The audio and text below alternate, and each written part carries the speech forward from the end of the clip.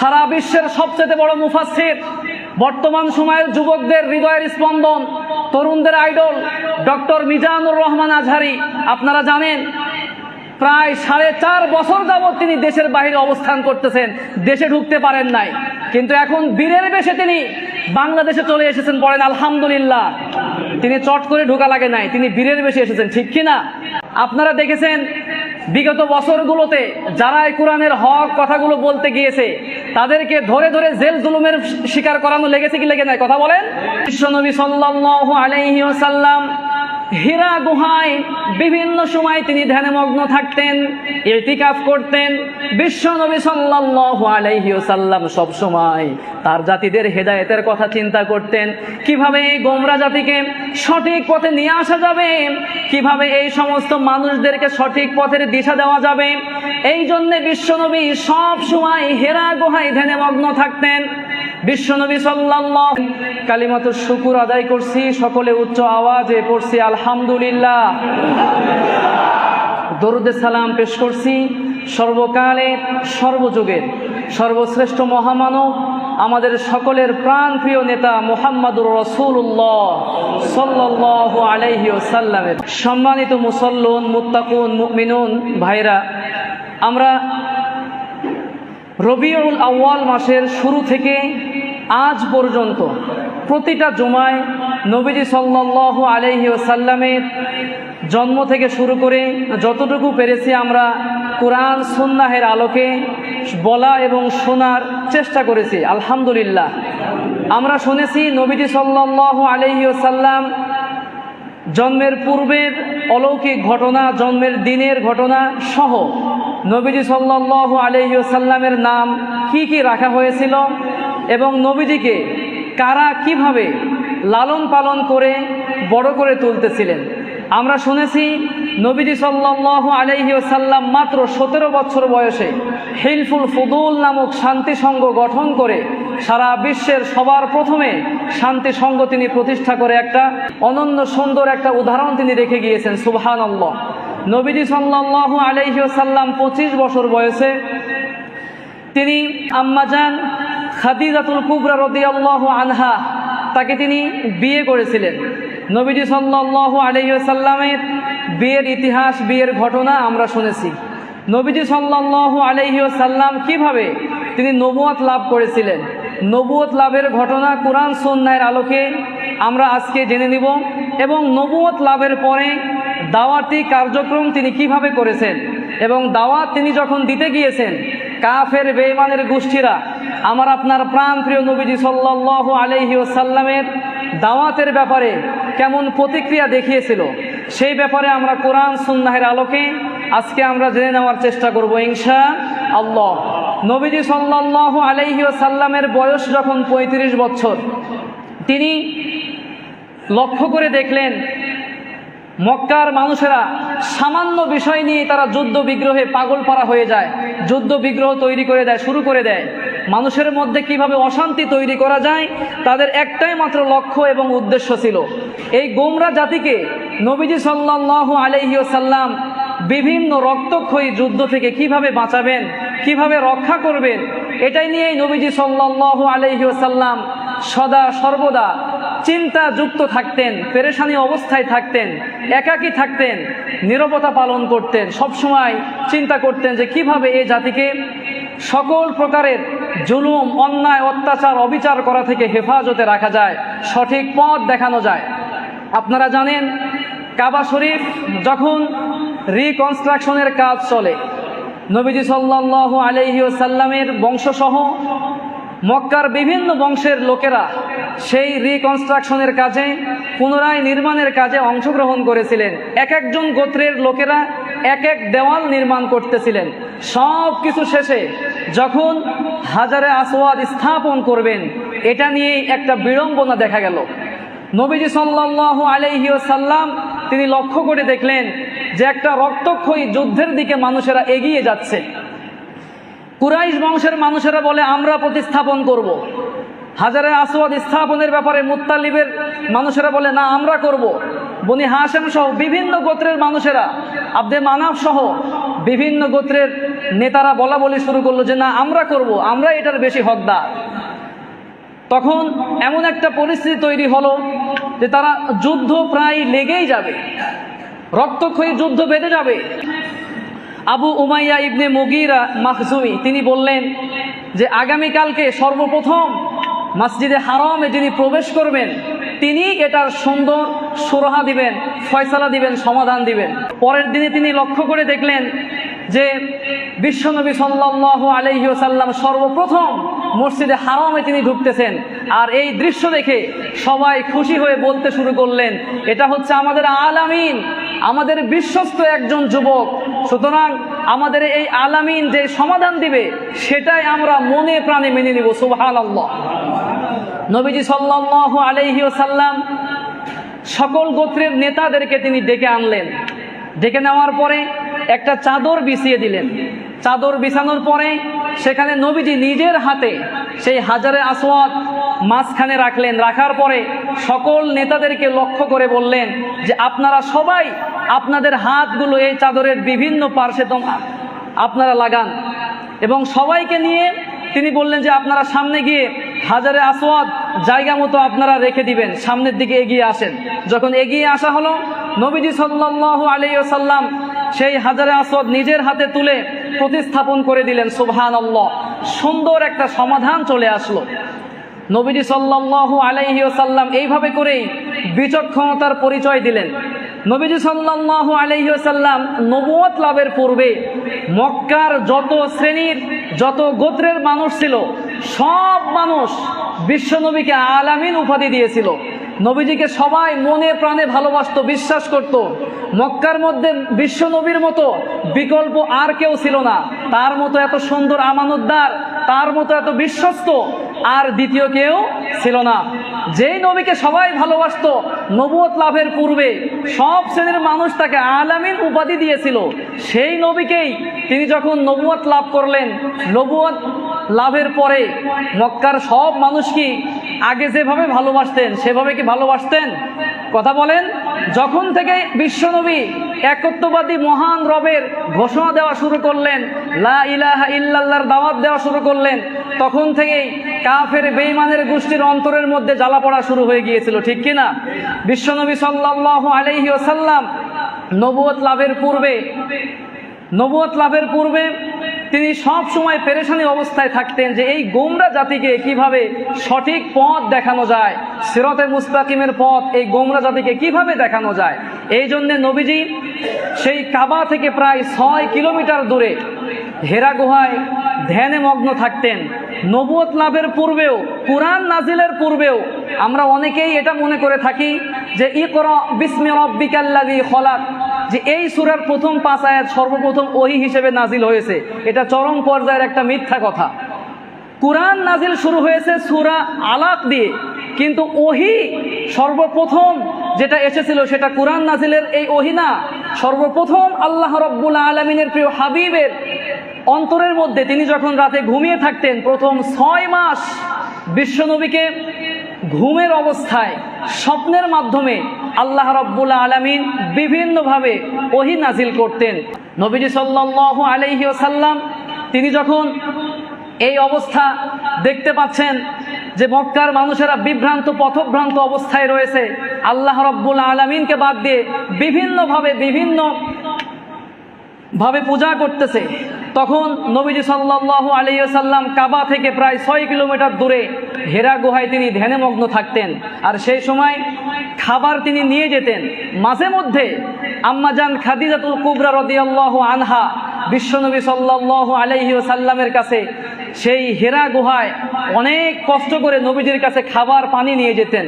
আর এই জন্য আল্লাহ রাব্বুল আলামিন সন্তুষ্ট হয়ে স্বয়ং খাদিজাতুল কুবরা রাদিয়াল্লাহু আনহাকে আল্লাহ রাব্বুল আলামিন সালাম পাঠিয়েছেন। সুবহানাল্লাহ।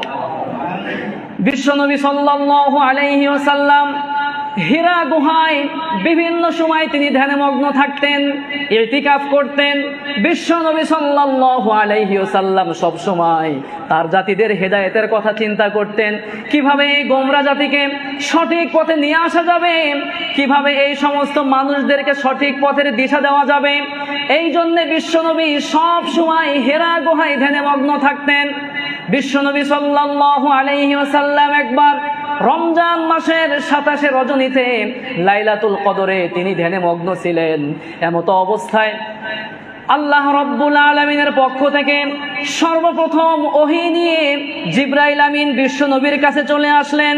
ফাজা আনিল মালাক, আমার কাছে ফেরেশতা চলে আসলো। বিশ্ব নবী বললেন ফাকালা ইকরা, সেই ফেরেশতা আমার কাছে এসে বলতেছে আপনি পড়েন।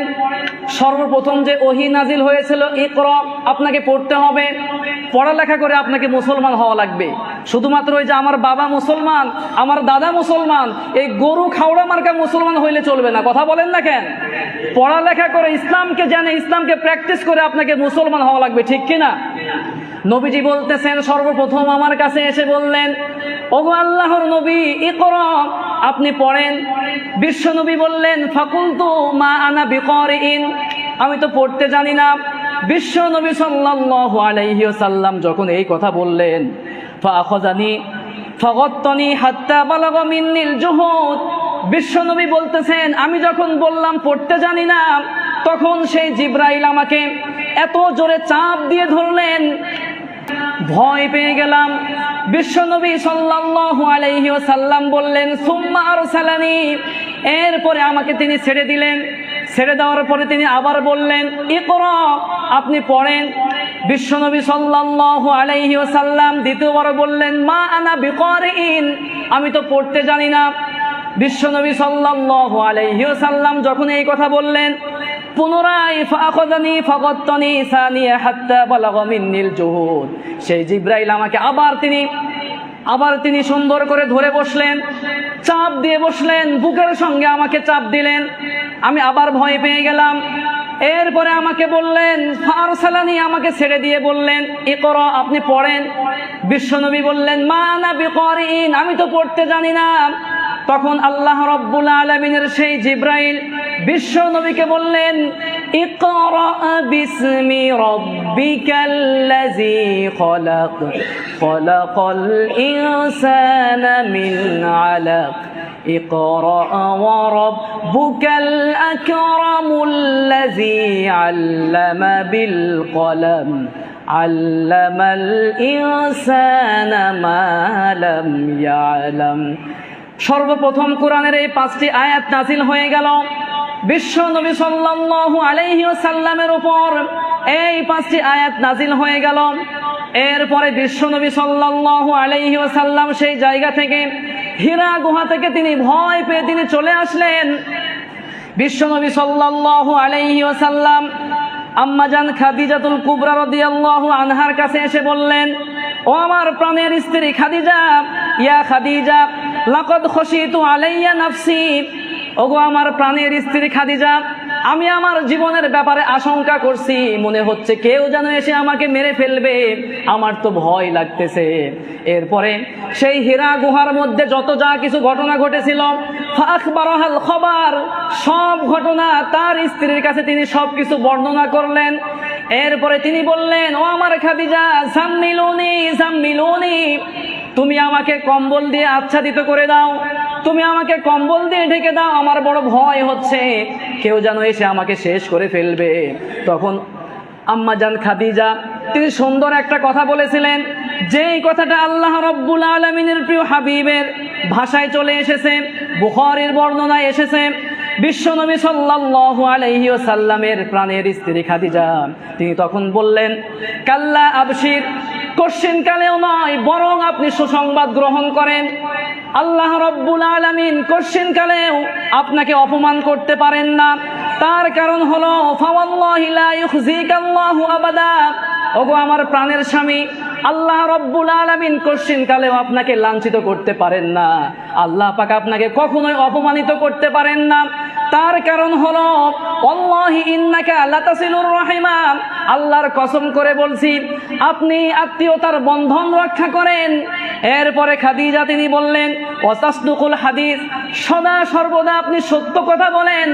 দেখেন একজন স্ত্রী তার হাজবেন্ডের চরিত্রের সার্টিফিকেট দিচ্ছে, আপনি কেমন মানুষ সমাজের কোনো মানুষ না জানলেও আপনার স্ত্রী কিন্তু খুব ভালোভাবেই জানে আপনার চরিত্র কেমন, ঠিক কিনা? আপনার চরিত্র কেমন পৃথিবীর মানুষ, সমাজের মানুষ না জানলেও আপনার স্ত্রী কিন্তু ভালোভাবে জানে আপনি কোন চরিত্রের মানুষ।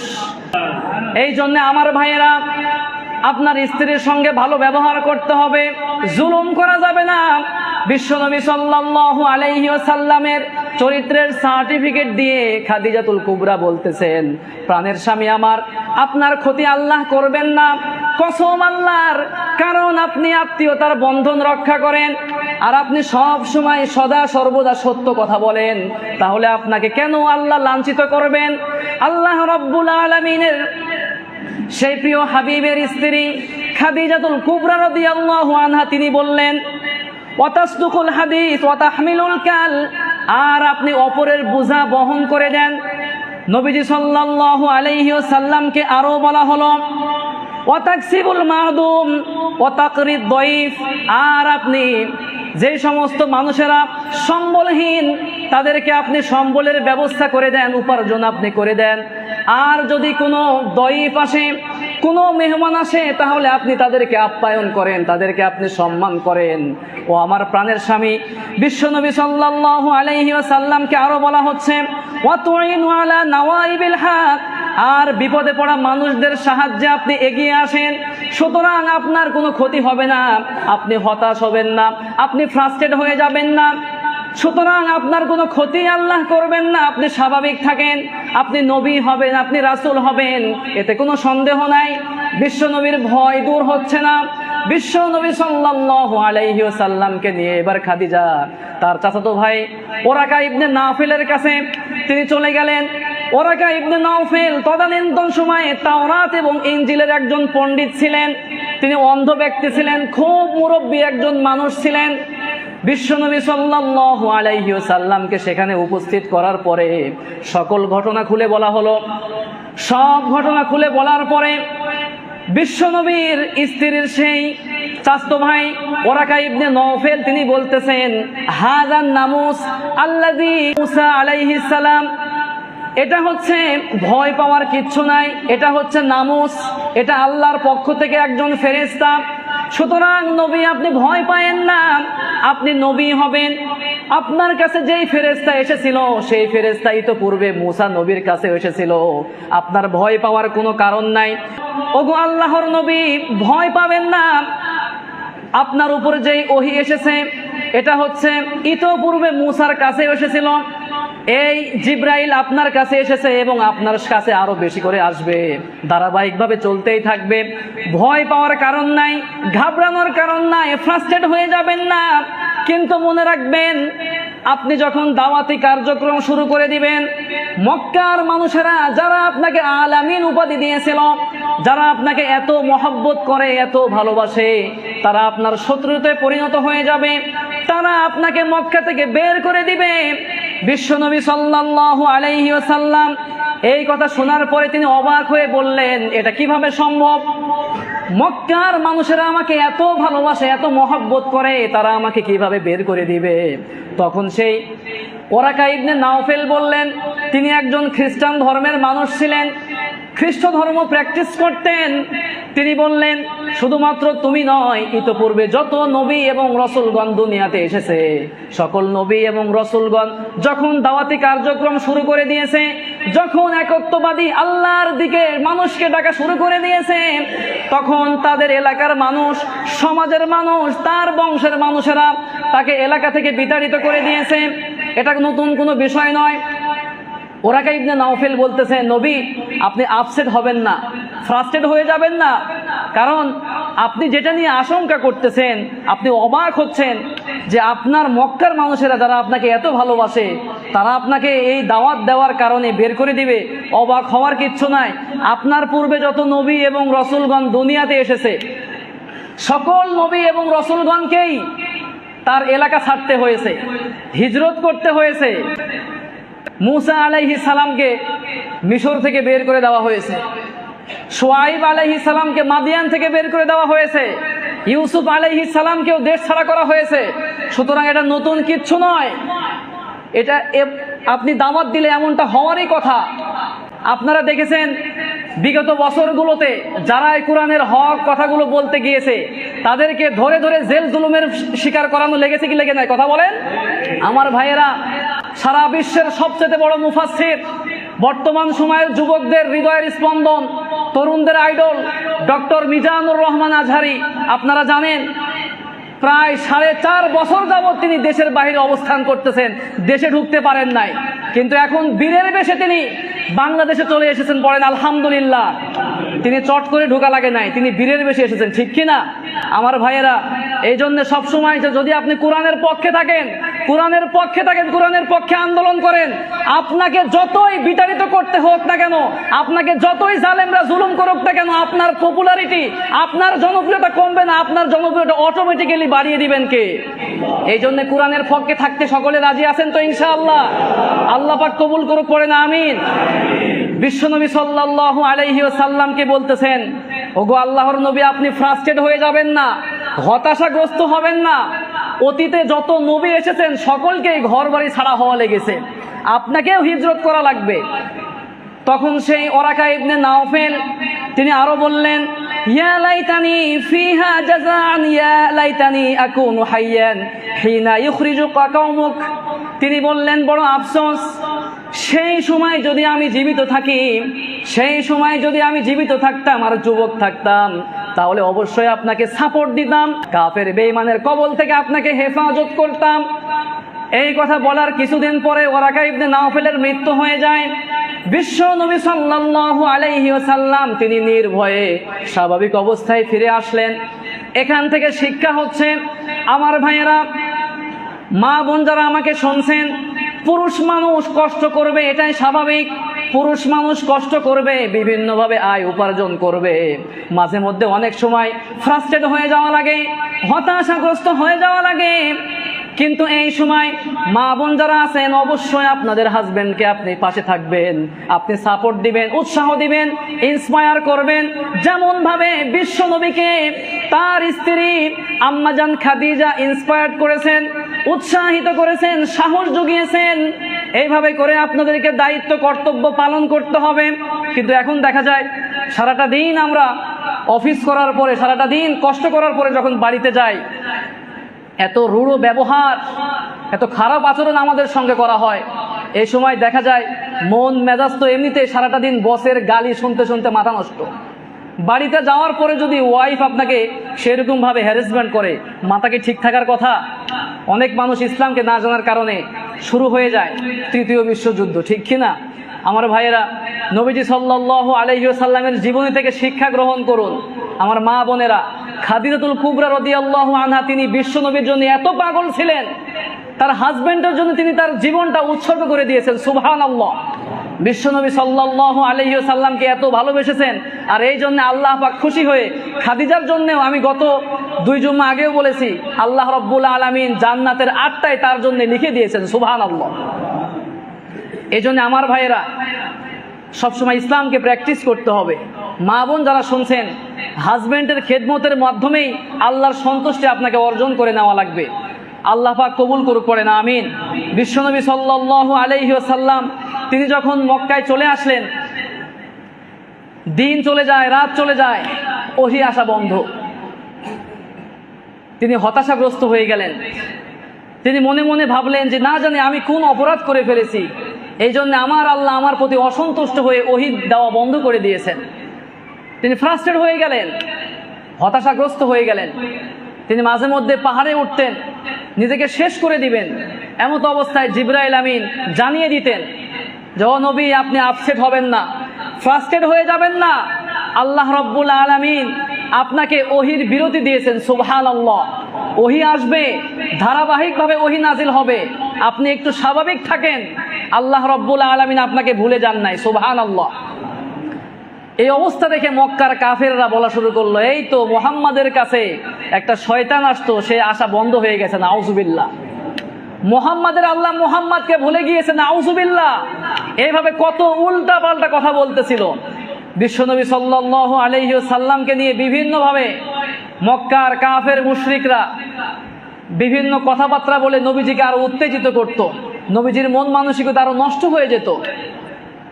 এভাবে বলতো যে মুহাম্মাদের রব মুহাম্মাদকে ভুলে গিয়েছে, মুহাম্মদ নবী নয়, বলে নাউজুবিল্লাহ। এইভাবে আরো অনেক উল্টাপাল্টা কথা বলতো।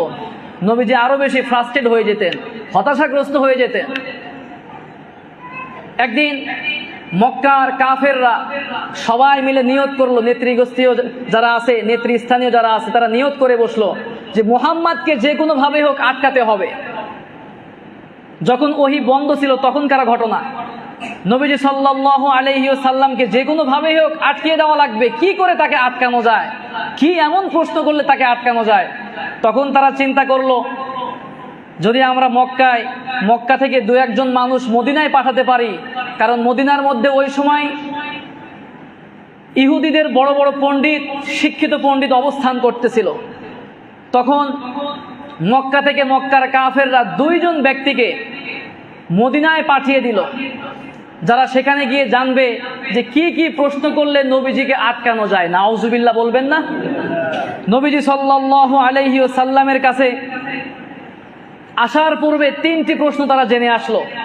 মদিনায় গিয়ে তারা বলল যে আমাদের মক্কার মধ্যে একজন মুহাম্মদ ইবনে আব্দুল্লাহ, তিনি নবুয়াতের দাবি করতেছেন, তিনি নিজেকে নবী দাবি করতেছেন, তাকে কিভাবে আটকানো যায় তোমরা আমাদেরকে পরামর্শ দাও। তখন সেই ইহুদি পণ্ডিতরা বলল, শোনো, সে যদি সত্যি নবী হয়ে থাকে, তাহলে 3টা প্রশ্ন তাদের কাছে করবা, তার কাছে করবা। কয়টা প্রশ্ন? 3টা প্রশ্ন করবা। যদি নবী হয়ে থাকে তাহলে এই প্রশ্নের উত্তর খুব সুন্দরভাবে দিয়ে দিতে পারবে, আর যদি নবী না হয় 3টি প্রশ্নের উত্তর দিতে পারবে না। 3টি প্রশ্ন তারা জেনে মক্কায় চলে আসলো। আসার পরে এবার বিশ্ব নবীর কাছে গিয়ে তারা প্রশ্ন করবে। মক্কার কাফের বেঈমানেরা সবাই একত্র হয়ে নবীজির কাছে গেল, যে বলতেছে, তুমি যদি সত্যিই নবী হয়ে থাকো তাহলে তোমাকে আমরা 3টা প্রশ্ন করতে চাই। এই 3টি প্রশ্নের যদি তুমি যদি উত্তর করতে পারো, আমরা বিশ্বাস করব তুমি নবী। নবীজি সাল্লাল্লাহু আলাইহি ওয়াসাল্লাম বললেন, ঠিক আছে, তোমরা প্রশ্ন করো। 1 নম্বরে প্রশ্ন করা হলো, আপনি যদি সত্যি নবী হয়ে থাকেন তাহলে বলেন মা হুয়ার রূহ, রূহ কাকে বলে আপনি বলেন। 2 নম্বরে প্রশ্ন করা হলো, মানহুম আসহাবুল কাহাফ, আসহাবে কাহাফ কারা আপনি আমাদেরকে বলেন। আর নাম্বার 3 নম্বরে প্রশ্ন করা হলো, মান হুয়া যিলকরনাইন, যিলকরনাইন কে ছিল আপনি বলেন। বিশ্বনবী সাল্লাল্লাহু আলাইহি ওয়াসাল্লাম বললেন, গদান উজিবুকুম, আগামীকালকে তোমরা আসো, তোমাদেরকে উত্তর দিয়ে দিব। বিশ্বনবী সাল্লাল্লাহু আলাইহি ওয়াসাল্লাম এই কথা বললেন। পরের দিন আবার সেই কাফের বেঈমানেরা নবীজির কাছে এসে হাজির। নবীজি উত্তর দিতে পারলেন না। নবীজি বললেন, গদান উজিবুকুম, তোমাদেরকে আগামীকালকে উত্তর দেব। নবীজির আশা ছিল আল্লাহ রব্বুল আলামিন আগামীকাল সকাল হওয়ার আগে আমাকে জানিয়ে দিবেন, আর আমি কাফেরদেরকে জানিয়ে দিব। কারণ আমার আপনার নবী নিজের মন গড়া কোনো কথা বলতেন নাকি? কথা বলেন। আল্লাহ রব্বুল আলামিন বলেছেন, ওয়ামা ইয়াতিকু আনিল হাওয়া ইন হুয়া ইল্লা ওয়াহয়ুন ইউহা। আল্লাহ বলতেছেন, আমার নবী কখনো মন গড়া কথা বলেন না। আমি আল্লাহ ওহী হিসেবে যেটাই নাজিল করি সেই কথাগুলোই মানুষের মাঝে পৌঁছিয়ে দেন। সুবহানাল্লাহ। আল্লাহ রব্বুল আলামিনের প্রিয় হাবিব বললেন, তোমরা আগামীকালকে আসো, জবাব দিয়ে দিব। কিন্তু এভাবে 1 দিন 2 দিন 3 দিন 5 দিন চলে যায়, ওহীও নাজিল হয় না, নবীজি বলতেও পারেন না। এক পর্যায়ে মক্কার কাফের মুশরিকরা সুযোগ পেয়ে গেল। মক্কার মধ্যে বলা বলি শুরু করলো, মুহাম্মদ সে একটা ভণ্ড নবী, পড়েন নাউজুবিল্লাহ। বিশ্ব নবী সাল্লাল্লাহু আলাইহি ওয়াসাল্লাম আরো বেশি ফ্রাস্ট্রেট হয়ে পড়লেন। 10 দিন 15 দিন হয়ে গেল, ওহী নাজিল হয় না। বিশ্ব নবী সাল্লাল্লাহু আলাইহি ওয়াসাল্লামের কাছে 15 দিন পার হয়ে যাওয়ার পরে কেউ কেউ বলেছেন 30 দিন, কেউ বলেছেন 6 মাস, বিভিন্ন মত পার্থক্য রয়েছে। আমার ভাইয়েরা, একটা পর্যায়ে ওহী নাজিল হয়ে গেল। জিবরাইল আমিনকে আল্লাহ রাব্বুল আলামিন পাঠিয়ে দিয়ে বললেন, ওগো আমার ফেরেশতা আমার হাবিবকে বলবে, আমার হাবিব আপনি যে কথাটা বলেছেন গদান উজিবুকুম, আমি আগামীকালকে জবাব দিয়ে দিব, আপনি ইনশাআল্লাহ বলেন নাই, এই জন্য আমি আল্লাহ রাব্বুল আলামিন ওহী বন্ধ করে দিয়েছিলাম। ওহী বন্ধের আরো অনেক কারণ ছিল। নবীজি সাল্লাল্লাহু আলাইহি ওয়াসাল্লামকে আল্লাহ রাব্বুল আলামিন বললেন, নবী ইনশাআল্লাহ আপনি বলেন নাই, এই জন্য আমি আপনার উপর ওহী বন্ধ করে দিয়েছিলাম। বিশ্ব নবী সাল্লাল্লাহু আলাইহি ওয়াসাল্লামকে আল্লাহ রাব্বুল আলামিন জানিয়ে দিলেন, এরপর থেকে যত ভালো কাজ আপনি ভবিষ্যতের জন্য করতে যাবেন, প্রত্যেক ভালো কাজের শুরুতে আপনি ইনশাআল্লাহ বলে দিবেন। এই কথা বলে সারা বিশ্বের মুসলিম উম্মাহকে শিক্ষা দিলেন। আল্লাহ রাব্বুল আলামিন বললেন, ওয়ালা তাকুলান্না লিশাইইন ইন্নী ফাইলুন যালিকা গাদা ইল্লা আইয়াশা আল্লাহ। আল্লাহ বলতেছেন, নবী ভবিষ্যতের যত কাজ আপনি করতে যাবেন, আপনি শুধুমাত্র এটা বলেন না যে আমি আগামীতে করব, আগামীতে করব। ইনশাআল্লাহ আপনাকে বলতে হবে। ইনশাআল্লাহ যদি আপনি বলতে পারেন, ওই কাজের দায়িত্বটা আপনার থাকে না, ওই কাজের দায়িত্ব স্বয়ং আল্লাহ নিজে গ্রহণ করেন। বিশ্বনবী সাল্লাল্লাহু আলাইহি ওয়াসাল্লামকে শিখিয়ে দিলেন। এরপরে আল্লাহ রাব্বুল আলামিন বললেন, ওগো আমার হাবিব, কেউ আপনাকে কষ্ট দিলে আমি আল্লাহ বরদাস্ত করি না। মক্কার কাফের মুশরিকরা আপনাকে প্রশ্ন করেছে তিনটি, এই তিনটি প্রশ্নের আপনি উত্তর দিতে পারেন নাই। তারা উল্টে পাল্টে অনেক কথা বলেছে। ওগো আমার নবী, ওগো আমার হাবিব, আপনাকে আমি এই প্রশ্নের জবাব দিয়ে দিলাম। এক নাম্বার প্রশ্ন করেছে মান হুয়ার রূহ, মা হুয়ার রূহ, রূহ আবার কাকে বলে?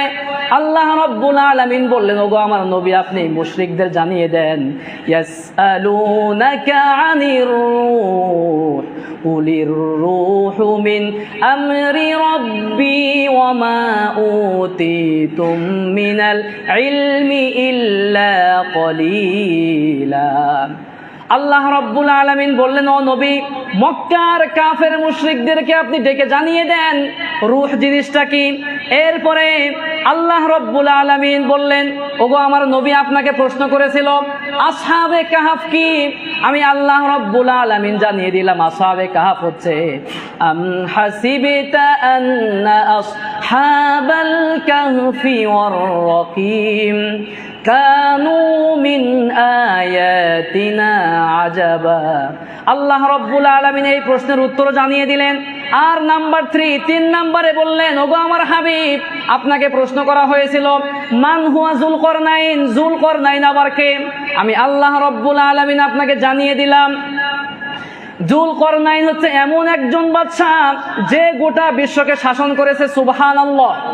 বিশ্ব নবী সাল্লাল্লাহু আলাইহি ওয়াসাল্লাম মক্কার কাফের মুশরিকদেরকে এবার ডাক দিলেন, তোমরা এদিকে আসো, আমাকে তোমরা প্রশ্ন করেছিলে রূহ কাকে বলে, তোমরা শোনো, রূহ হচ্ছে আল্লাহর একটা আদেশ।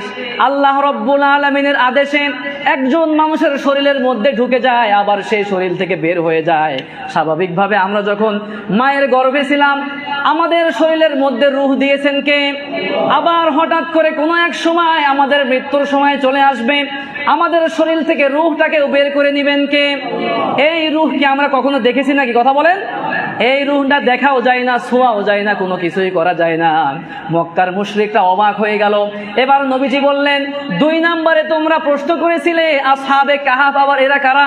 নবীজি বললেন, বহু বছর আগে 7 জন যুবক একটা মদিনা থেকে একটা শহর থেকে বের হয়ে গিয়েছিল। জালেমের জুলুম সহ্য করতে না পেরে তারা বের হয়ে গিয়েছিল, আর একটা পাহাড়ের মধ্যে 309 বছর পর্যন্ত তাদেরকে ঘুমিয়ে রেখেছিলেন কে? আবার ঘুম থেকে জাগ্রত করেছিলেন কে? আল্লাহ রাব্বুল আলামিনের প্রিয় হাবিব এই উত্তরটাও দিয়ে দিলেন। আর 3 নম্বরে উত্তর হচ্ছে বিশ্বনবী বললেন, এমন একজন শাসকের নাম যার নাম হচ্ছে যুলকরনাইন। পৃথিবীর পূর্ব দিগন্তে পশ্চিম দিগন্ত থেকে শুরু করে সব দিকে যার শাসন ছিল। সারা বিশ্বকে সর্বমোট 4 জন বাদশা শাসন করেছে। কয়জন? 4 জন শাসন করেছে। 2 জন মুসলমান, 2 জন কাফের। মুসলমানদের মধ্যে একজন হচ্ছেন সুলাইমান আলাইহিস সালাম, আর 2 নম্বর হচ্ছেন যুলকরনাইন আলাইহিস সালাম।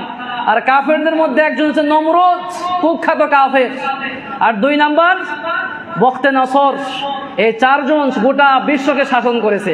এই 4টি প্রশ্নের উত্তর দিয়ে দেওয়ার পরে মক্কার কাফেররা তো অবাক, কোথায় যাবে?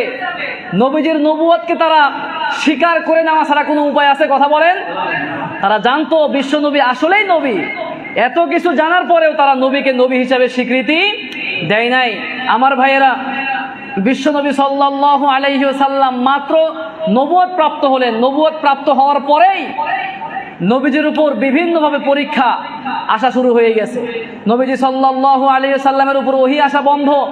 নবীজি সাল্লাল্লাহু আলাইহি ওয়াসাল্লাম চিন্তায় পেরেশানে অবাক হয়ে থাকতেন সব সময় যে আমার উপর আমি কি এমন বিহেভ করলাম যার কারণে আল্লাহ রাব্বুল আলামিন আমার প্রতি অসন্তুষ্ট হয়ে গেলেন। নবীজি চিন্তিত অবস্থায় থাকতেন। বিশ্বনবী সাল্লাল্লাহু আলাইহি ওয়াসাল্লাম একবার হেরা গুহায় ধ্যানমগ্ন আছেন, সেখান থেকে তিনি বের হয়ে আসবেন, সেই পাহাড় থেকে তিনি নিচে নামতেছেন। এমতো অবস্থায় ওহী বন্ধ হয়ে যাওয়ার পরে সর্বপ্রথম ওহী নাজিল হচ্ছে। এমতো অবস্থায় তিনি লক্ষ্য করে দেখলেন কেউ যেন হঠাৎ করে তাকে ডাকতেছেন, নবীজিকে ডাকতেছেন, আওয়াজ আসতেছে। ডানে তাকাচ্ছেন, বামে তাকাচ্ছেন, সামনে পিছনে কোনো দিকেই কাউকে দেখা যায় না। বুখারীর বর্ণনায় হাদিস এসেছে নবীজি সাল্লাল্লাহু আলাইহি ওয়াসাল্লাম আওয়াজ পাচ্ছেন কিন্তু কোথা থেকে আসতেছে বুঝতে পারতেছেন না। বিশ্বনবী সাল্লাল্লাহু আলাইহি ওয়াসাল্লামের উপর ওহী বন্ধ হয়ে যাওয়ার পরে সর্বপ্রথম যখন ওহী নাজিল হলো, বুখারীর বর্ণনায় হাদিস এসেছে আন জাবির বিন আব্দুল্লাহ قال, বিশ্বনবীর প্রখ্যাত সাহাবী জাবির বিন আব্দুল্লাহ রাদিয়াল্লাহু আনহু তিনি বলেছেন বিশ্বনবী সাল্লাল্লাহু আলাইহি ওয়াসাল্লাম ওয়া হুয়া ইউহাদ্দিসু আন ফাতরাতিল ওয়াহী, একদিন বিশ্বনবী ওহী বন্ধ হয়ে যাওয়ার ব্যাপারে সাহাবীদেরকে তিনি আলোচনা করে শোনাচ্ছিলেন। বিশ্বনবী সাল্লাল্লাহু আলাইহি ওয়াসাল্লাম বলতেছেন ফাকাল ফি হাদিসিহি বাইনা আনা আমশি, আমি একদিন হেঁটে হেঁটে যাচ্ছিলাম, আমি একদিন হেঁটে হেঁটে যাওয়ার সময় ইয সামি'তু সাওতাম মিনাস সামাই ফারাফা'তু বাসারি, আমি হঠাৎ করে লক্ষ্য করে দেখলাম কেউ যেন আমাকে ডাকতেছে, আওয়াজ আসতেছে। আমি আকাশের দিকে লক্ষ্য করে দেখলাম, আমি আমার দৃষ্টিটা আকাশের দিকে আমি নিবদ্ধ করলাম, তাকিয়ে দেখলাম আকাশ এবং জমিনের মাঝামাঝি ফাইদাল মালাক আল্লাযী জানি বিহিরাইন জালিসুন আলা কুরসিয়িন বাইনাস সামাই ওয়াল আরদি, নবীজি বললেন আকাশ এবং জমিনের মধ্যে এমন একজন ফেরেশতাকে দেখতে পেলাম যিনি বিশাল বড় একটা আকৃতি নিয়ে একটা চেয়ারের মধ্যে তিনি বসা আছেন, যেই ফেরেশতাকে আমি হিরা গুহায় ইতপূর্বে আমি দেখেছিলাম। এই অবস্থা দেখে ফারউইবতু বিনহু, আমি ভয় পেয়ে গেলাম, মনে হচ্ছে আমি অজ্ঞান হয়ে জমিনের মধ্যে পড়ে যাব। বিশ্ব নবী সাল্লাল্লাহু আলাইহি ওয়াসাল্লাম বললেন ফারাজাতু, আমি বাড়ির মধ্যে ফিরে আসলাম, আমার কলিজার টুকরা স্ত্রীকে বললাম জাম্মিলুনি জাম্মিলুনি, তুমি আমাকে কম্বল দিয়ে আচ্ছাদিত করে দাও, ঢেকে দাও। দাসসিরুনি, তুমি আমাকে চাদর দিয়ে আমাকে ঢেকে দাও। এইভাবে নবীজি বলতে লাগলেন, আর বিশ্বনবীর স্ত্রী আম্মাজান খাদিজা তিনি সাথে সাথে ঢেকে দিলেন।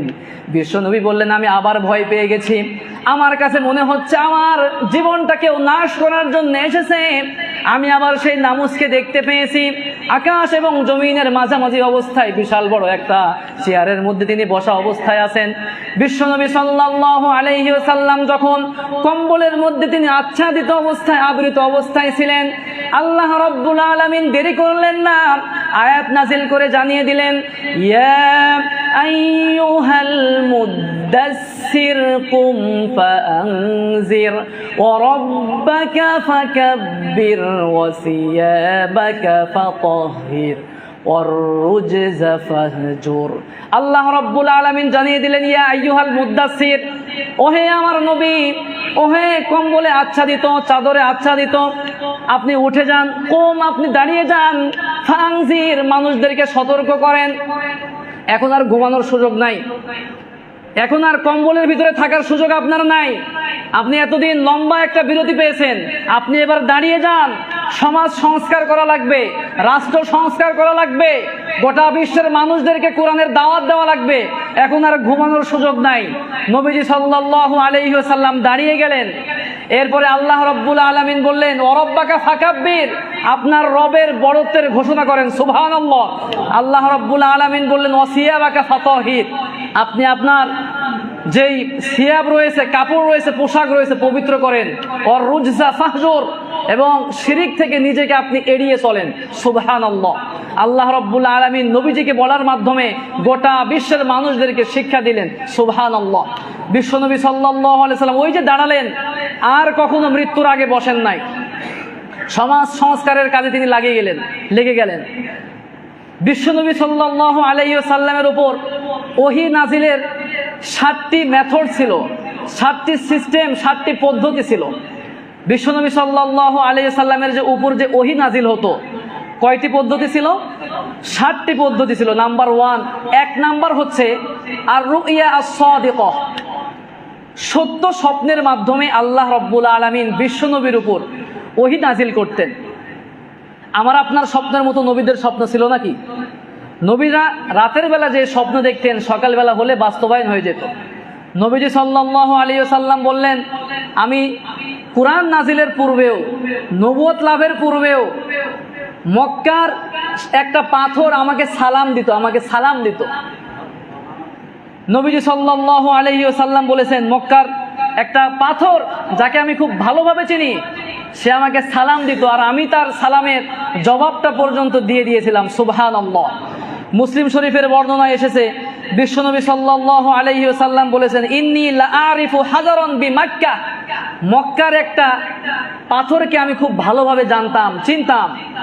ইউসাল্লিমু, সে আমাকে সালাম দিত, আলাইয়া ক্বাবলা আন উবাস, আমার নবুয়ত লাভের পূর্বে একটা পাথর আমাকে সালাম দিত, আর সেই পাথরের সালাম আমি আল্লাহ রাব্বুল আলামিনের প্রিয় হাবিব দিয়ে দিতাম। সুবহানাল্লাহ। নবীজি সাল্লাল্লাহু আলাইহি সাল্লামের উপর ওহী নাজিলের কয়টা প্রক্রিয়া ছিল? 7টা প্রক্রিয়া ছিল। নাম্বার 1, 1 নাম্বার হচ্ছে রুইয়া সাদিকা, সত্য স্বপ্নের মাধ্যমে আল্লাহ পাক ওহী নাজিল করতেন। আর নাম্বার 2 নম্বরে নবীজির উপর যে ওহী নাজিল হতো, আল্লাহ রাব্বুল আলামিনের ফেরেশতা জিবরাইল আমিন সশরীরে না এসে নবীজির অন্তরের মধ্যে ওহী ঢেলে দিতেন। সুবহানাল্লাহ। আর নাম্বার 3, নবীজি সাল্লাল্লাহু আলাইহি ওয়াসাল্লামের উপর ওহী নাজিলের 3 নম্বর পদ্ধতি হচ্ছে সশরীরে জিবরাইল আমিন চলে আসতেন। যেমন একটু আগে আমি একটা হাদিস বললাম, আসমান জমিনের মাঝামাঝি অবস্থায় বিশাল বড় চেয়ারের মধ্যে 600 ডানা নিয়ে তিনি বসে আছেন। সুবহানাল্লাহ। নবীজি এটা দেখে অবাক হয়ে গেলেন, ভয় পেয়ে গেলেন। আর নাম্বার 4 নাম্বার হচ্ছে আল্লাহ রাব্বুল আলামিন সরাসরি নিজে বিশ্বনবীর অন্তরের মধ্যে ওহী ঢেলে দিতেন। কিভাবে? মেরাজের ঘটনা আমরা জানি না? আল্লাহ রাব্বুল আলামিন বিশ্বনবীকে সব কিছু দুনিয়াতে পাঠিয়েছেন, কিন্তু নামাজ আল্লাহ রাব্বুল আলামিন ফরজ করার জন্য আমার আপনার প্রাণপ্রিয় নবীকে আল্লাহর সান্নিধ্যে নিয়ে গেছেন। সুবহানাল্লাহ। তো ওহী নাজিলের নাম্বার 5 নাম্বার প্রক্রিয়া, 5 নাম্বার মেথড হচ্ছে মানুষের বেশ ধারণ করে মাঝে মধ্যে আল্লাহ রাব্বুল আলামিন জিবরাইল আমিনকে পাঠিয়ে দিতেন। ওই যে আমরা একটা ছোটবেলায় হাদিস পড়ছি, হাদিসে জিবরিল মাল ইমান মাল ইসলাম মাল ইহসান, আমরা পড়ছি না? যে সরাসরি দাহিয়া আল কালবি রাদিয়াল্লাহু আনহু, তিনি দেখতে অনেক সুশ্রী ছিলেন, অনেক স্মার্ট ছিলেন, অনেক সুন্দর ছিলেন। তার বেশ ধারণ করে নবীজির কাছে তিনি আসতেন, এসে বিশ্বনবীর কাছে ওহী নাজিল করে দিতেন, জানিয়ে দিতেন, বর্ণনা করতেন। সুবহানাল্লাহ। বিশ্বনবী সাল্লাল্লাহু আলাইহি ওয়াসাল্লামের উপর ওহী নাজিলের 6 নাম্বার যে সিস্টেম, সেটা হচ্ছে ঘণ্টা ধ্বনির মতো ওহী নাজিল হতো। আর এটা সবচাইতে কঠিন ছিল। নবীজি যখন উটের উপর থাকতেন, যদি ঘণ্টা ধ্বনির মতো ওহী নাজিল হওয়া শুরু হতো, উটের পা পর্যন্ত গেড়ে যেত জমিনের মধ্যে। যায়েদ বিন সাবিত রাদিয়াল্লাহু আনহু, তার উরুর মধ্যে একদিন নবীজি মাথা দিয়ে শুয়ে আছেন, এমত অবস্থায় ঘণ্টা ধ্বনির মতো ওহী নাজিল হওয়া শুরু হয়ে গেছে। যায়েদ বিন সাবিত রাদিয়াল্লাহু বলতেছেন, আমার কাছে মনে হচ্ছিল যে আমার সেই উরুটা কেউ যেন চিরে দ্বিখণ্ডিত করে ফেলতেছিল, আমার কাছে এমন মনে হচ্ছিল। আবার শীতের সময় নবীজি বলেন, শীতের সময় যখন ঘণ্টা ধ্বনির মতো ওহী নাজিল হতো, নবীজি সাল্লাল্লাহু আলাইহি ওয়াসাল্লাম ঘেমে যেতেন।